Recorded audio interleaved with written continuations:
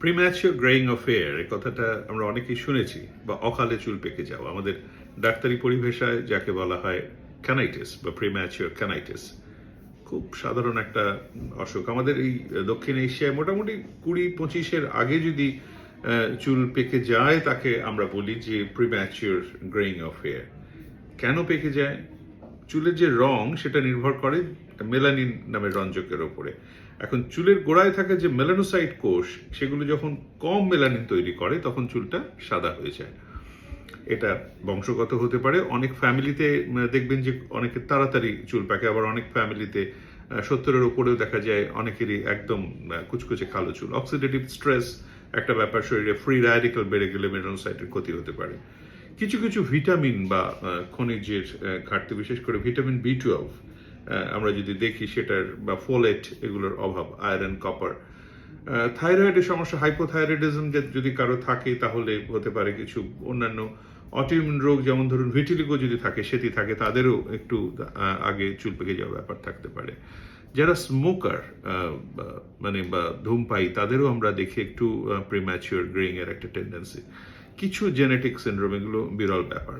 মানসিক চাপ, স্ট্রেস, আজকাল তো আমরা মেন্টাল হেলথের ব্যাপারটা নিয়ে খুব চিন্তিত। মানসিক চাপেও কিন্তু ডেফিনেটলি স্ট্রেসে হয়। তবে এটা হয় না যে সেই ওভারনাইট খুব তাড়াতাড়ি চুল পেকে গেল, মানে এক রাতে চুল পেকে গেল, সেটা ঠিক হয় না। তাহলে কিভাবে আমরা ঠিক করি? আমরা ভিটামিনটা দেখি, ক্যালসিয়াম দেখি, এইগুলো আমরা একটু দেখতে থাকি, থাইরয়েডটা দেখি। যদি সেগুলো ঠিকঠাক থাকে, বংশগতির ব্যাপারটা না থাকে, তাহলে মানে একটু মুশকিল আর কি চিকিৎসা করা। আর সেগুলো যদি অসুবিধা থাকে তাহলে সেগুলোর চিকিৎসা করতে হয়। তবে একটা জিনিস বলবো, মেডিকেলি কিন্তু এই অকালে চুলপক্কতা বা ক্যানাইটিসের খুব ভালো চিকিৎসা কিছু নেই।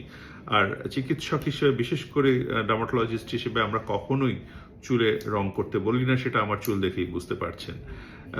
ভবিষ্যতে জানি না, এখনো এই মেলানোসাইট স্টেম সেল বা অক্সিডেটিভ স্ট্রেস নিয়ন্ত্রণ, সেগুলো নিয়ে যে গবেষণা চলছে, সেগুলো ফলপ্রসূ হলে নিশ্চয়ই কাজ হবে। তবে এই মুহূর্তে, আজকের দিনে দাঁড়িয়ে বিরাট আশার কথা কিছু নেই যে অকালপক্কতা সেই জিনিসটা মেডিকেল কোনো একটা ওষুধ, ম্যাজিক ওষুধ দিয়ে দিলাম, সেটা দিয়ে ঠিক করে দেওয়া হলো। তবু তাও বলবো যে কোনো কোয়াকের কাছে না গিয়ে, কোনো ভণ্ড চিকিৎসকের কাছে না গিয়ে ঠিকঠাকভাবে চিকিৎসা করুন এবং একজন ডার্মাটোলজিস্টের কাছে যান, তারা আপনাকে সঠিক দিশা নির্দেশ দেবেন। নমস্কার।